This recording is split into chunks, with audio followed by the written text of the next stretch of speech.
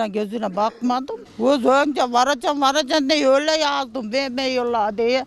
Biri esas günü geldiydi, gelin günü bir zoruma gidiverdi. Neden? Ağlaya öldüm, ne bileyim. Ben kocaya varıyor ya, ne sanıyordum onu.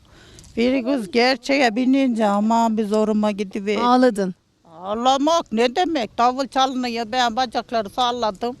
Hiç bana mı çalınıyor, sana mı çalınıyor, umuruma bile gelmiyor. Oynamadın mı düğününde sen? Kız oynadım ya, ağlayan gidiyorsun diye kalk. Benim ineklerimi de çekin şurada. İneklerine. İsmi var mı onların? Var. Adı ne? Adı birininki Hediye, birininki Neşe. Efendim köy yerinde sohbetler aslında en doğalından en güzelinden burada.